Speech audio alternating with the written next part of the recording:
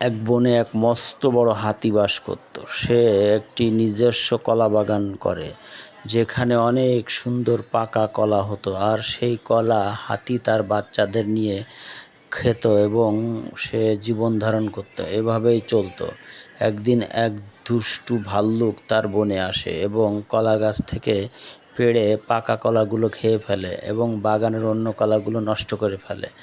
এতে হাতি খুব কষ্ট পেয়ে সে ভাল্লুকের সাথে কথা বলে, কিন্তু ভাল্লুক তার কোনো কথাই শোনে না। এজন্য হাতি বাধ্য হয়ে পরবর্তীতে পুলিশকে ফোন দেয়। তখন পুলিশরা এসে হাতির সাথে কথা বলে এবং দুজন পুলিশ ভাল্লুককে অ্যারেস্ট করে ভাল্লুককে বোঝায় যে তারা বাগানের কলাগুলো নষ্ট না করে খেতে পারত। এতে তাদের উভয়ের ভালো হতো। বাগানের কলা যদি নষ্ট করা হয় তাহলে তাদের দুজনেরই খাদ্য সংকট হতে পারে। তো এভাবে ভাল্লুককে পুলিশে বোঝাইতে লাগলো।